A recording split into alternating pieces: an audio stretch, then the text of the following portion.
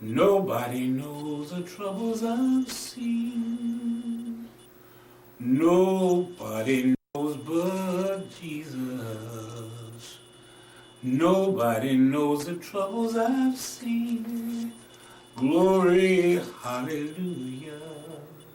Sometimes I'm up, sometimes I'm down. Oh, yes, Lord. Sometimes my feet don't even touch ground.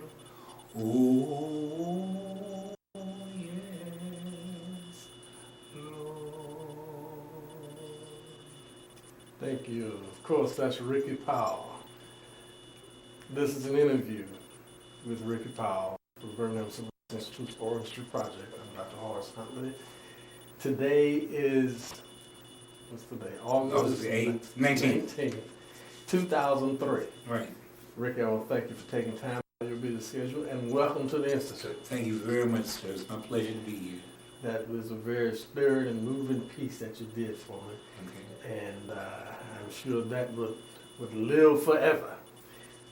Rickey, I just want to talk to you this morning because you're such an important piece of this city. You've been for so long. And we know that you were involved in the civil rights movement as a child. But before we get to that, what I'd like to do is just talk about background. First of all, where were you born? I was born here in the city of Birmingham, October 4th, 1948. And what part of town were you? Okay, we lived in the Smithfield area. Okay. And then after we moved from the Smithfield area, we moved to what was fondly known as Dynamite Hill, before it became Dynamite Hill. We moved there in '62. The movement was perhaps just initiating Birmingham, with people being, white being, ugly and bombing houses and businesses and things of this nature.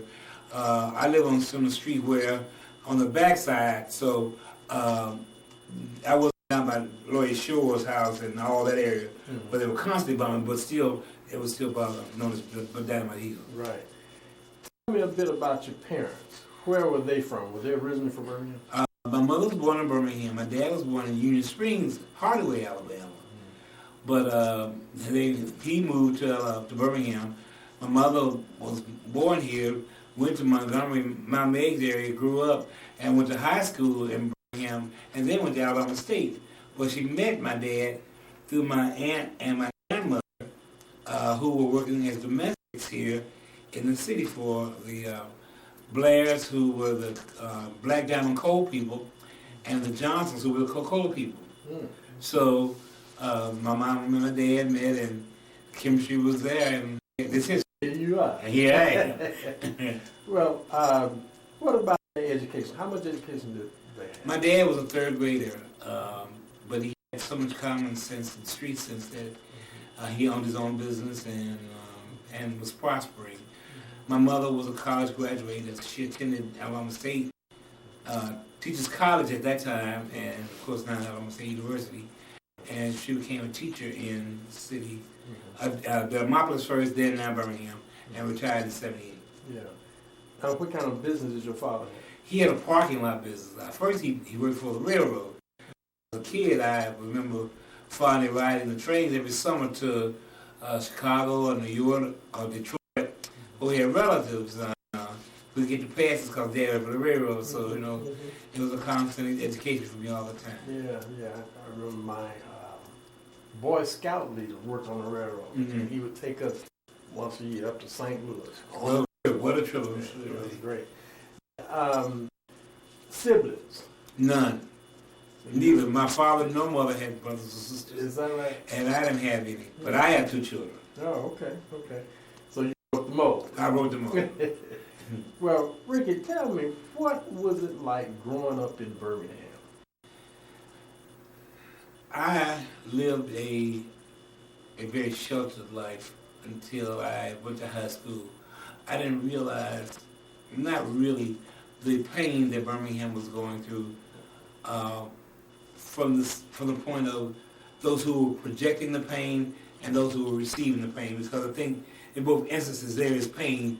I don't know if something, you've got to be a dirty person or hardest person to inflict pain, and you've got to be either a strong person to receive it and not say anything about it, which was the case with the black people. We went through a lot of things, and so I never saw these sides. My parents, I didn't realize how I was poor until I got up, because most of the things that I needed, I had. All the things I wanted, I didn't get. But that was okay too, because the needs were always met. It was not a bad life. It was not bad. Then I went to high school. Where did you go to elementary school? I started at Ephesus because my birthday fell the wrong time of the year. Then after a year there in private school, I went to Tulsa school where my mother was a teacher. And then my last year of school, when we moved to Dynamite Hill, I went to Wilkerson. Okay. Well, was Ephesus in West End at the time? No, Ephesus was right here. They had the school in the basement of the church, right there on, 2nd or 1st Street off of 8th Avenue. Oh, okay. That's where it was an old church then. They had, not the modern church they had there. Do you remember your first grade teacher? It was Miss Harris, I believe. I'm not even a minute. Yeah. I always ask that question because I remember fondly my first grade teacher, and that's been a couple years ago. But it always give you some anchor, right, for what the rest of that school period was. I believe it was Miss Harris, my first grade teacher. My second grade teacher was Miss Lane. My third grade teacher was Miss Jackson. My fourth grade teacher was Miss Latham. My fifth grade teacher was Miss Butler. My sixth grade teacher was Miss Tyler. My seventh grade teacher was Hester Hudson. Hester Jackson. My eighth grade teacher was Miss McNair. You know them all. You got to remember now. Yeah. So, did you go to Parker? I went to Ullman. You went to Ullman. Followed Cynthia Wesley. Oh, okay. One of 4 little girls who was killed in the Bham of 16th Street Baptist Church to Ullman High School. Were you living in Smithfield at the time? How did you manage that? Mom and them did it. Is that Mom and them? Mom and them. Yeah. I don't know how it happened, but Cynthia got her, and mother either talked to Mr. and Mrs. Wesley or somebody. Man, families were close. Right. Oh, listen, Cynthia, I can tell you like this. Cynthia Wesley and I were so close that if they gave her some medicine, it would work me. That's close. But but it was just, we were friends. Yeah. No, she was my road dog for life. She was my actual. Did you live right near each other? You go out the back door, through the alley, up to 7th Street, and then 2 blocks. Okay. So you were right there. So many times, my dad would take me to school, we'd stop and get her, or vice versa, I'd have to walk up there, but anyway, no big thing. I walk up to her house, and then when they take me to school, pick me up and bring me back in the evening. Yeah. Well, what was that like? You living on the north side and going to school on the south side? Most of the kids that you knew in elementary school, of course, went to Parker. Yeah. Because Carole, Cynthia, and I were in the same class at Wilkerson. Okay. So, and I went to Ullman, and Carole went to Parker. So, we would meet up at parties, because the parents would always have nice, allow us to have nice little yard parties and socials like that, and therefore we were always still sheltered, we didn't, they would let us go to the big things, like going down to the Byway and all that. Auditorium. No, none of that. But those social parties and gatherings, they would allow us to do that. Well, Rick, how long have you been singing? As long as I have had breath. As long as I've had breath. I don't know. I don't know if I came out saying that. My mother does say that when I was in surgery in the hospital, I had to stay and cry above everybody else. So we just something about that, boy. Yeah. Well, that's great. What point did you get involved with the movement?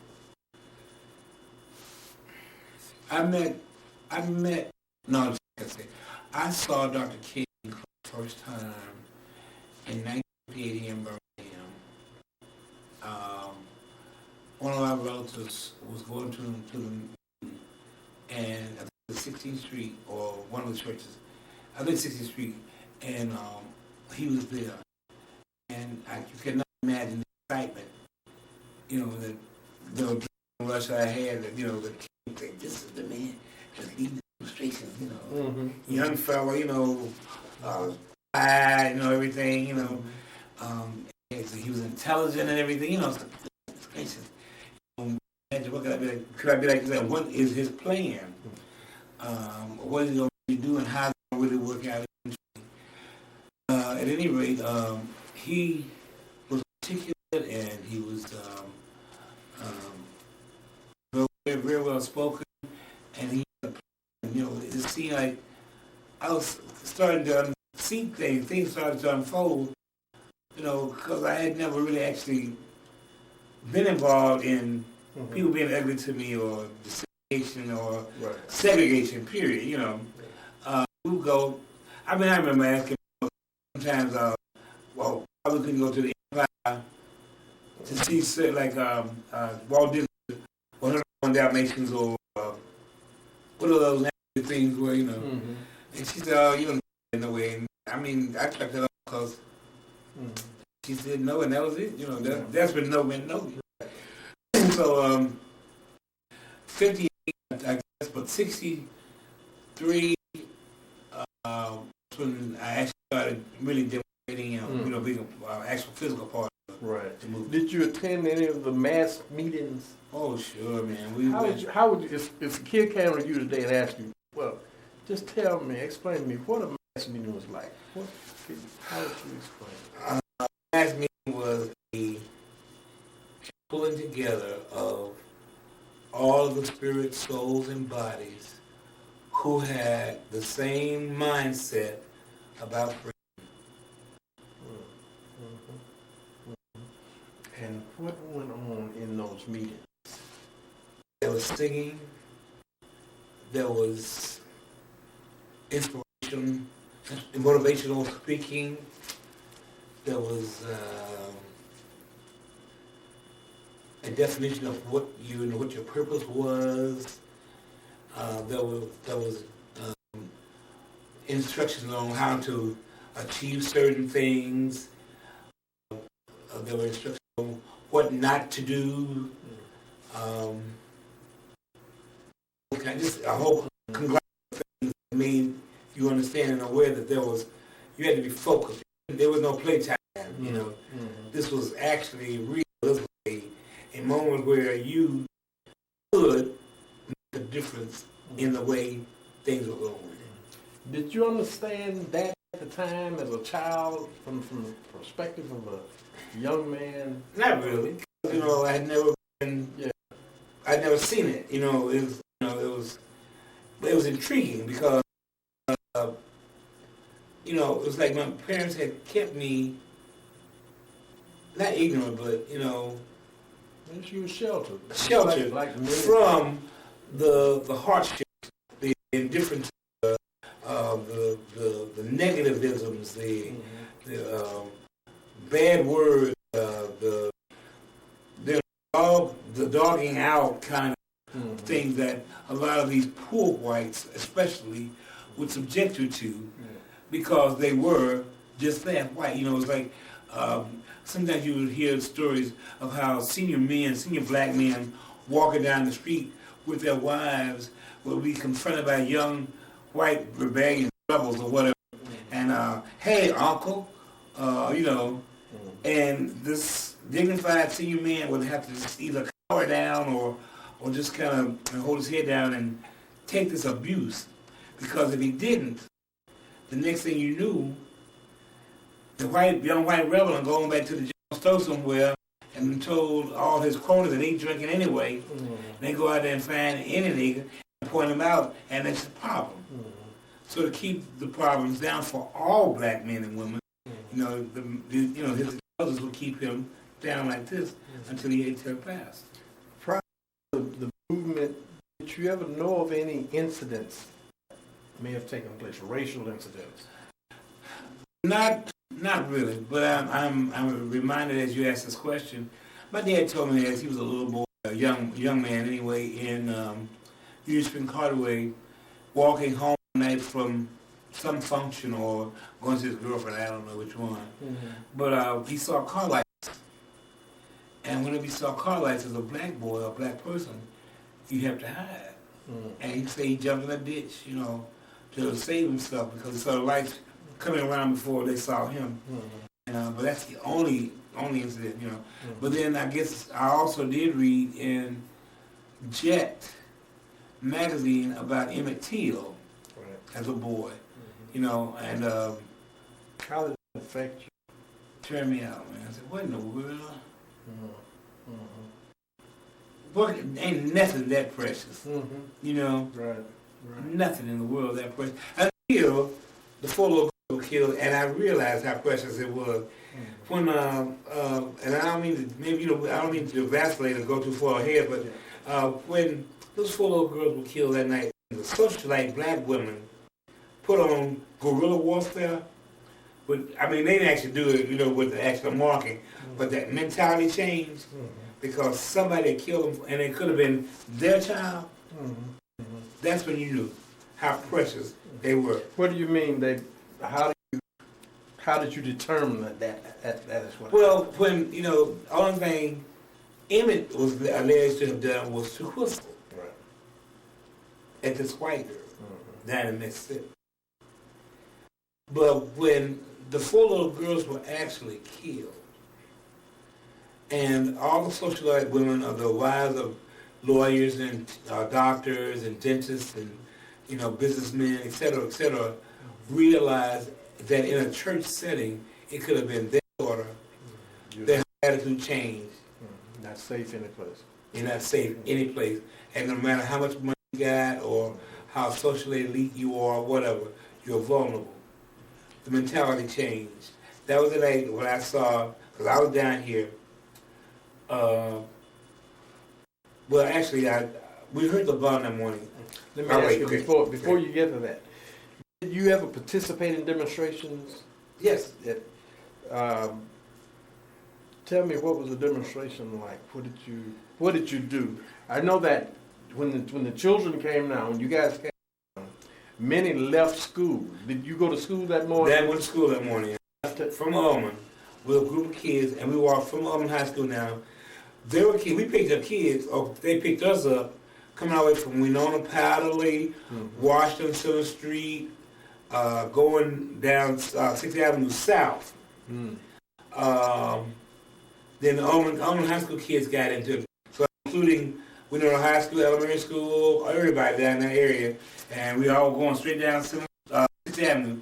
Some in the street, but most on the sidewalk. You know, we were not escorted by nobody. Just the kids. Well, how did you get out of school? How did that happen? Well, I can't get my teachers into trouble because those days are gone. A lot of teachers just turn their backs. A lot of teachers turn their backs, over to the bathroom, or you know, make themselves scarce. Right. Yeah. So that when you know, it wasn't like any confrontation, standing at the door blocking. What about, was Mr. Bell still your principal? Yes, sir. What about that? He got busy in his office. Oh, okay. Now, a gentleman that I remain fond of today, if he had said stop, we would have stopped. Stop. You know, a little man too. But he, if you can understand, he shed the ground, he walked off. I understand. Okay, but if he had said stop, we would have. I'm reminded of George Bell walking down the halls of the school. You know, there was a whole lot of teachers out in the hallways and stuff when he was a principal. And he just walked down like a little bantam rooster, like this.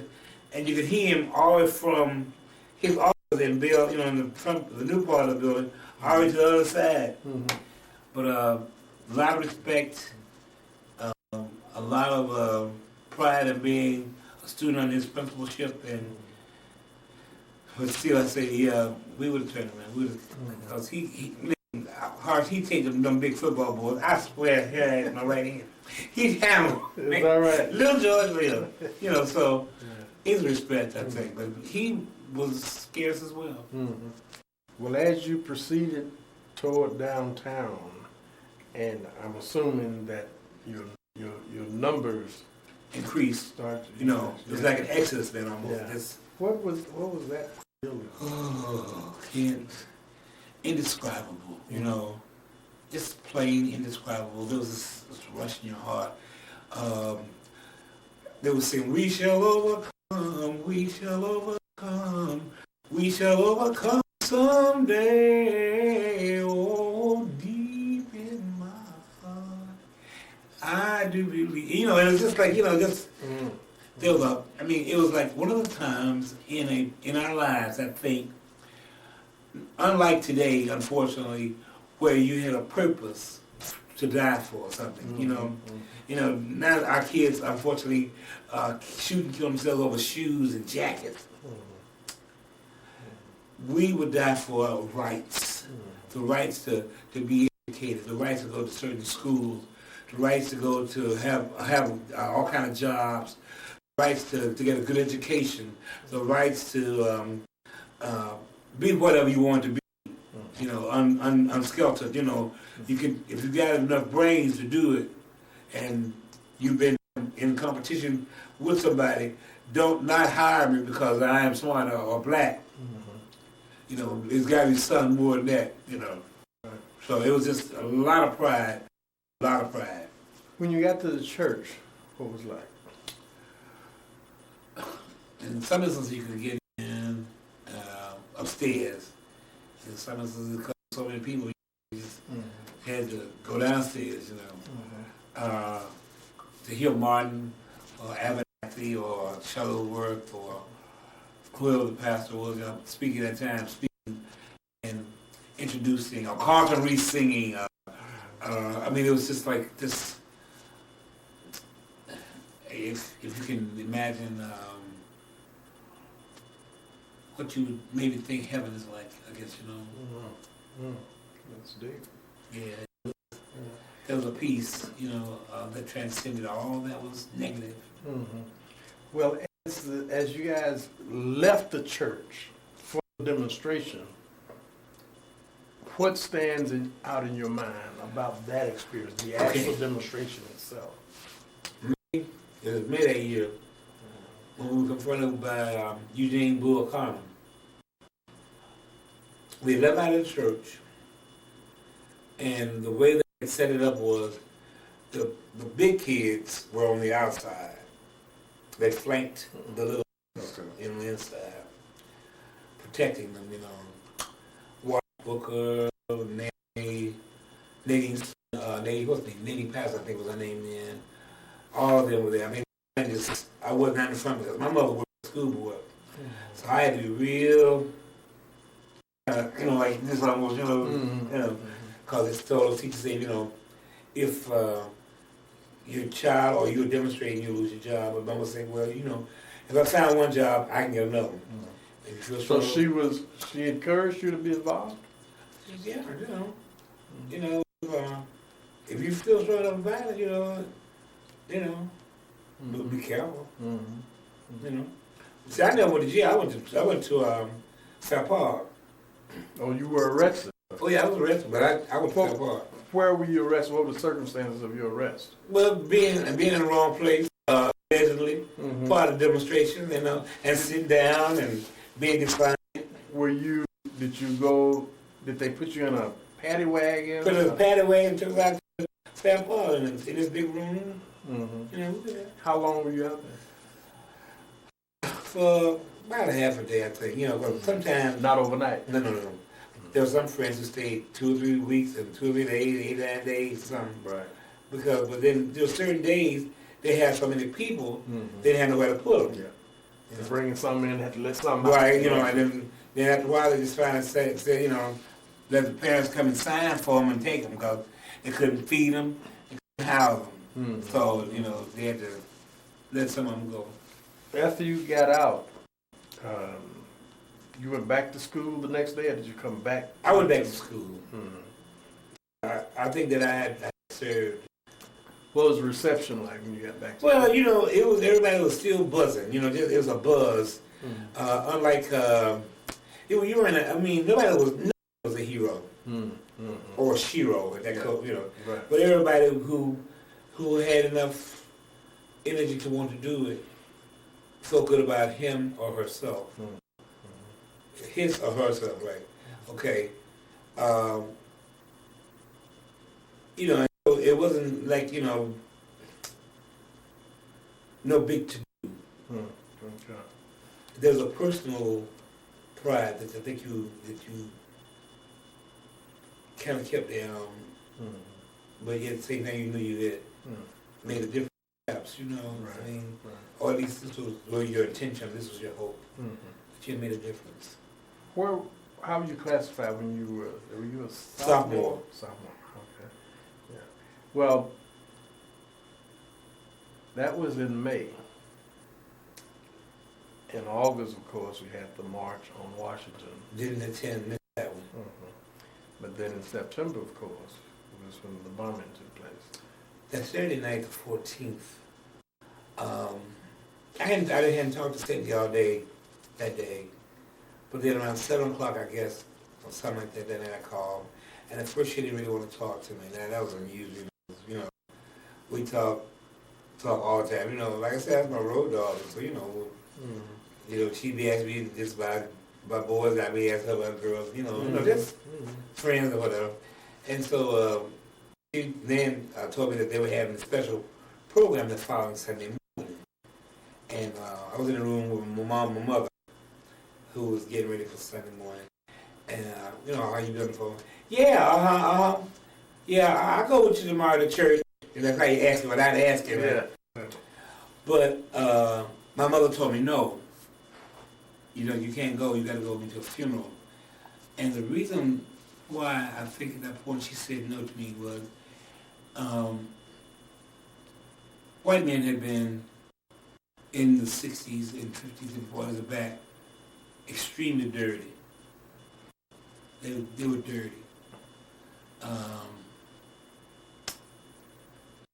They would get some old bar tramp woman. Now, I mean, I'm not trying to put her down, but a woman who just sit around bars and wait for men to buy her drinks and then go off with them, and they beat her within an inch of her life, and then tell her she better go say it was a nigger beat her up or they'd kill her.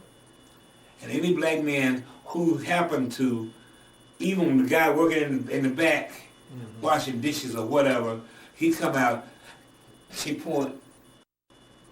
So that Sunday morning, my mother was going to a funeral, and she was afraid going by herself. I mean, white women were afraid to ride too, because they didn't know what to expect if something happened to their cars. Black men being subjected to so much hell, if she was stranded, they might, bother her. And black women, of course, felt that anything happened, white men was just going to torment them. So at least if, she had me with her, I'd have a chance to run and get away, get help if that was possible. So I couldn't go. The funeral that Sunday, I think the 15th of September, was, I think, after 12 o'clock or 1 o'clock. I think it's when black people were still having Sunday funerals. And so around 10:20, 10:17, 10:20, something like that, we heard the explosion, and the house just shook. Well, it was an overcast day, and the history of Birmingham has always been that they had furnaces where they were blasting for coal or coke to make steel and stuff like that. So everybody's always crossed that the explosions you heard were from the foundries. Around 11, or maybe 10:40 to 11 o'clock, news exclusive came on Channel 13 that 16th Street had indeed been bombed. And I think a little while later they then started showing pictures. And they brought out, I think, Carole Robertson first.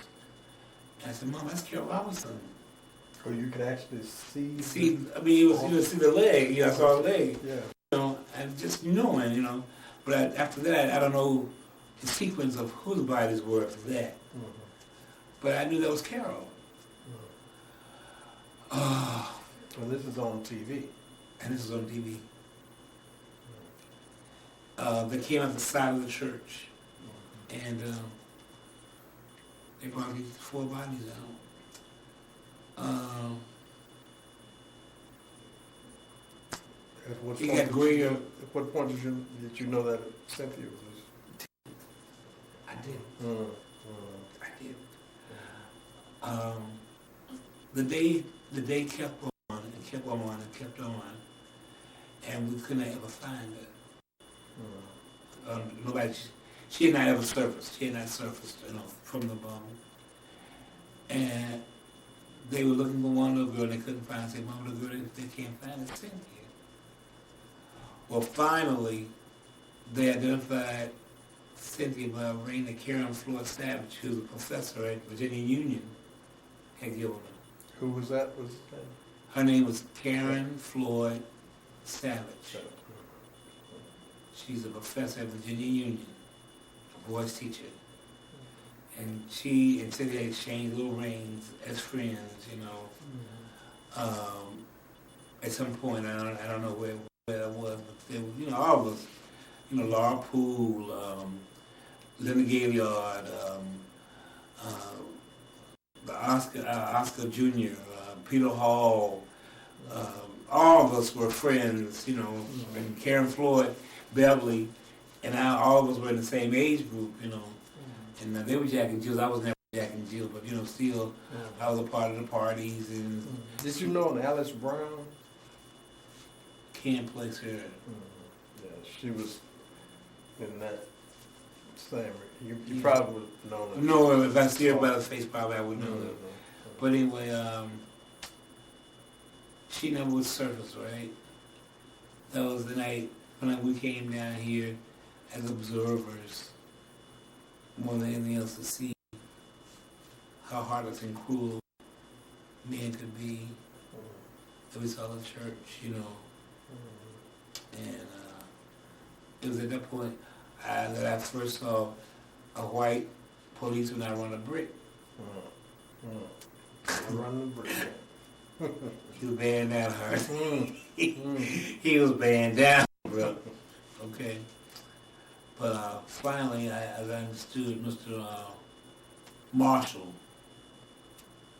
was going down through the church, pushing rubble back and forth like that.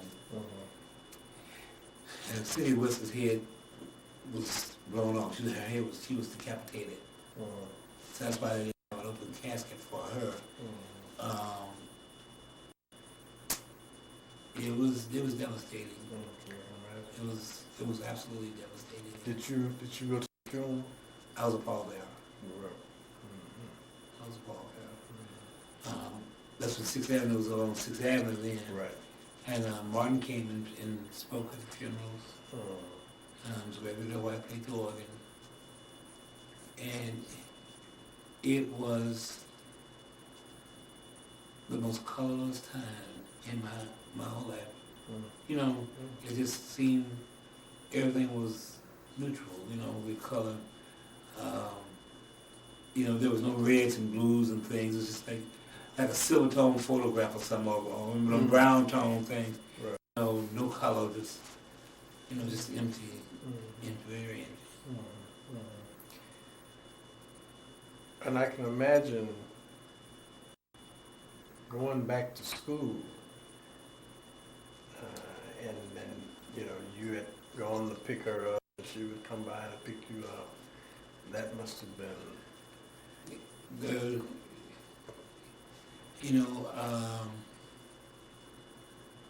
in your heart. I finally, I'm in this thing right now to kind of vacillate a little bit. I'm in this thing about predestinations, why, your got together and had you, and my got together and had me, and because of that, we're here today. Otherwise, if I had not been born on a certain day to a certain set of parents, perhaps we wouldn't even know each other, Right. I wondered how, I would, just how could people be, so empty, or, to press a button to let a bomb go off and kill And then I understand that Chambliss sat in the corner, marveling at his work, And here he's disrupted family, Yeah. Well, And going back to school, that Monday, it was like emotionless. People just kind of under these clouds, Yeah. depressed, stressed out. Teachers as well. No way to really get back. Right. No way to get revenge. Was it worth it? Was it what they would want? So you were a junior at the time. You went on to finish Ullman, and after you finished Ullman, what did you do? I went to. I got a scholarship to Dilliard University in New Orleans, and I stayed there for a year and a half, and then I transferred with Talladega, where I graduated. Talladega College is the apple or vega of them all. There's no school in all the places. After I finished school, I was touring with Voice Incorporated, a company out of New York that I was hired to sing for. How did you get involved with them? Did you do this in college? I'm sure you. I was a voice major in college. Okay. I majored in voice in college, in classical, so that I'd be able to understand what it was I needed to do to try to keep a voice. Through sickness, through fatigue, whatever. It helped a lot. So after completion of college, my wife, who was a piano major, and a friend of mine, Annie Jo Edwards, moved to New York because they had called us, and somebody had called and said, well, they needed an alto, a soprano, and a tenor to come and sing at this church house. And so they gave us a chance to get to New York. And so we all three went up to New York, and we were there for, I guess, about 3 weeks or maybe a month. And then we got this, heard about this audition in Harlem at the Memorial Park for what people call Voices Incorporated, which is an educational services organization.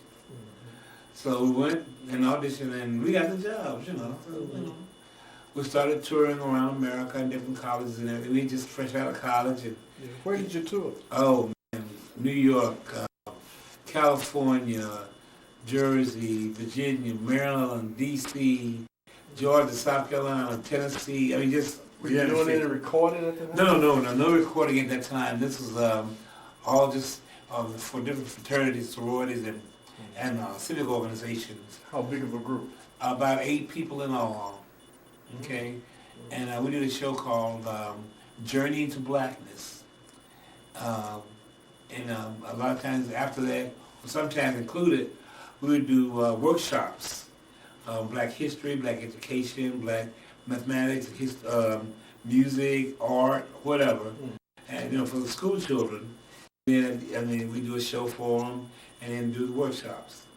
So it was all inclusive. Yeah. Did you know any of the folk in the Sounds of Blackness? No, but I love their music. Yeah. So we were in Minneapolis. Yeah. And, well, really before they started, the guy that started, Gary Hines, was a kid that would come around the community center. He was always doing something, But their it music sort of reminds me of you. Right. And when you said that you went to New York and did this tour, and I thought maybe someplace you guys may have. No, I don't remember Gary Hines as that. The tour was very, very, very inspirational too. And how long were you with him? For about, about 3 years. And then I got a chance to audition for another show called Hair. Did Hair. On toured Hair. Is that right? Yeah. Toured all to New Orleans and different places. Did you ever come to Birmingham? Well, they came to Birmingham. I couldn't do hair in Birmingham. I couldn't do hair in Birmingham, so you know. But I did in other cities. You know. That was educational as well, you know, because it gave me an opportunity to just actually be fearless in terms of my performing. You know, I'm not an overwhelming performer. I'm more of a solo performer. I will tell you something about the heart. I had never understood what having your heart broken was about. I never really felt the things of that. I have finally come to understand why people can be so dramatic, if you will, when their relationships break up. It's like, for example, if a mother makes like some turkey and dressing and collards and macaroni and cheese and potato salad and candy yams, you know, and some good cornbread. And Mom, you put your heart in it. You know, you kind of see that it was love. It wasn't just the food. I mean, yeah, it tastes good, but it wasn't just that. Or when you hear Horace Carney play piano, and the notes are there, all the notes are there, and it's just overwhelming, and just this picture is painted by his fingers, and you know the notes are just extremely correct. But that's not it. He put his heart in it, you know. Or hopefully when I sing, you don't hear my voice. The picture that I paint from my voice has come from my heart. So the same thing is applying to those people who kill somebody because, you know, of the way they've done them. You know, their heart has been broken. Right. So when Cynthia and Carole and Addie and Denise were killed, all the students and children, as far as I know, some spoke about it, some did not, hearts were broken. And as a result, you know, that Monday we came back after the funeral services and things like that, or the days after the funerals, you know, we were just depressed and stressed out. You know, that's why I was trying to. Yeah. You can't describe it. It's unimaginable. Unimaginable. Yeah. You know, where were the, you know, where are the lives? You know, where are these? I would find myself dialing the number, forgetting. Yeah, it was a rough time. Yeah. Mentally, it was a rough time. But we went on through it. And it wasn't that until I think I did the Spike Lee movie that I finally got closure, you know, on that. Going back to predestination now, understanding that there's a time set aside for all of us, space or square, whatever, to accomplish or to be accomplished or what the case is. And during that time, the choice is given to you what it is you want to do. And you make the divine choice of the right thing, which was predestined anyway. Okay?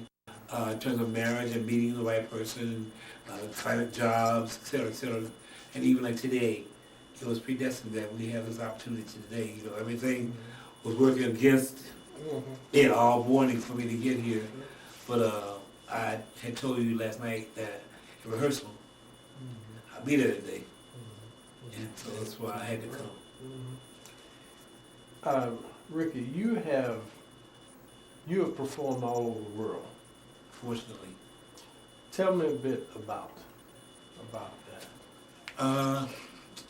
The various places. Well, let me see. One time I was with Gloria Gaynor. What I was afraid, I was petrified. That lady, you know, but her first hit was Never Can Say Goodbye, the Michael Jackson hit. And from that, we started touring. I had auditioned for, and the funny story about that was my friend Nathan Jennings, who's dead now, bless his heart, had told me about this audition. I was going to D.C. to visit my friend Annie Jo, the one I was telling you about, who had moved from Birmingham with me to New York. She was in a show with Pearl Bailey. Okay, but then our other friend, Ronaldo Frazier, the guy who wrote Mama I Want to Sing, was playing Barnaby Tucker. So I was on my way to D.C. to see them with Pearl Bailey. And Nathan called and said there's a job offer open for Gloria Gaynor. Like, man, I'm in D.C., right? But I got away after the train station and I didn't have my ATM card, so I had to go back home. So I got back on the subway and went back into my house, and he called again. And he persuaded me to, deter my trip and stuff.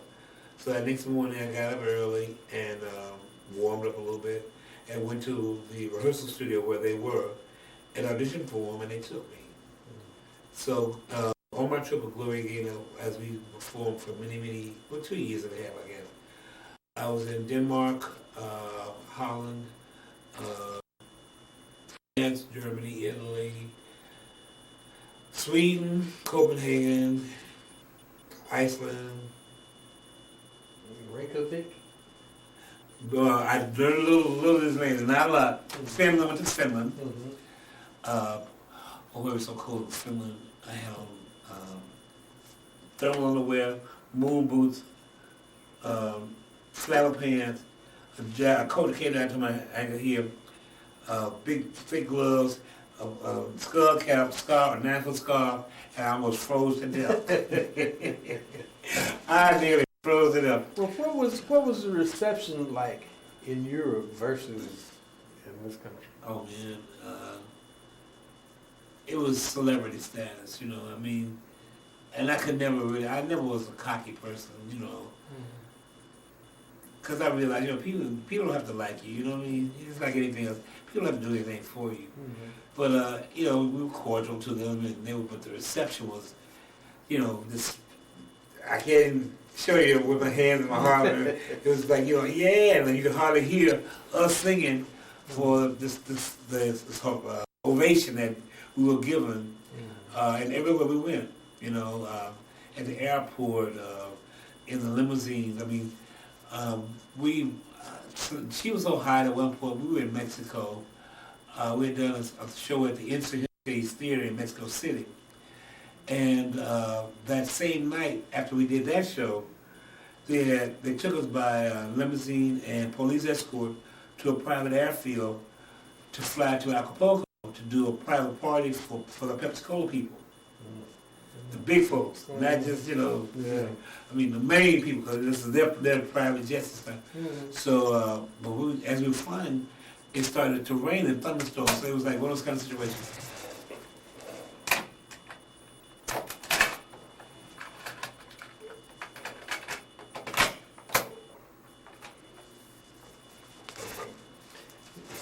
You say it was this kind of a situation? It was one of those kind of situations where I understand that it never rains in the daytime in Acapulco. It always only rains at night. But up in the clouds, how marvelous all that works. It was hard. I can't tell you. You have to be there, bro. I mean, the plane was dipping and stuff, but as we were helpless and all that, on that, how marvelous I always, oh God, the thunderclouds were there and the lighting, in the shadows and things like that, incredible.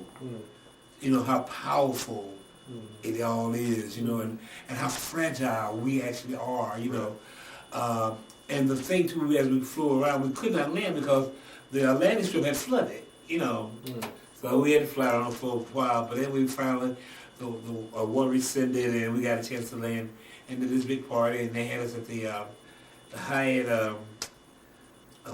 it's on the water, right on the water, very, very exclusive, just kind of just for that, So you've seen it all. I've seen a lot. I've been very, very fortunate. I have been very, very fortunate, and just to be a black boy from Birmingham, I have found in all of that the humility is the key. I would always tell my children, try to instill in my children, that I don't mind you being confident. I can't tolerate you being cocky. And if I can't tolerate you, nobody else will. Yeah. So, through all of that, why did you come back to Birmingham? Well, twofold. I was divorced from my wife, and my children were here. And I had to make a trade-off. Career versus my family. And without any challenge, my family won. I had a chance to see my children grow up. I had imagined, I guess, unthoughtfully, I had imagined, I'd be sending a check every month, hopefully, somewhere, living from pillar to post probably, because, it's so expensive there. And visits every now and then, and I thought, what would happen if I got sick, and I came home and my children, said, well, yes, we know that you're our father, but we don't really know you. And there would not have been any kind of love exhibited in everything, I would probably die, because I love them that much. So, rather than, and see, a lot of my friends in New York and in California now who have made it and are successful per se, only thing they have are dogs or cats or fish or birds as family. And you have how many kids? 2. Are they here? My son is here. My daughter lives in Alpharetta, Dunwoody, in Georgia. Okay. Do either of them sing? Well, Miss Powell sings, but she doesn't really, she's not raised in singing, but she can. Ashley is more sports oriented. He likes basketball extremely, lifting weights and stuff like that. That's his area. She's a dental hygienist, and he is a data entry, blah blah blah blah blah blah. Okay, something like that. I don't know what the whole title is, but he's doing okay. Both of them are doing okay. That's great. Well, Rickey, and you really inspired me just to listen to your story, and I really appreciate you coming. That you started with the little tune. Do you have anything that we can finish up with? Maybe the last 2 to 3 lines of the song. I had a chance to do The Wiz on Broadway, and I had said to myself, I was going to do this show before I died, and God must have heard me, and the angels surround me. But it goes, believe that you can go home, and believe you can float on air, then click your heels 3 times. If you believe, I know you will. Believe in yourself right from the start. Believe in the magic that's inside your hearts. Believe all these things, not because I told you to. You got to believe in yourself. Just believe in yourself. Just believe in yourself. Maybe you can believe in me too. Thanks, Rick.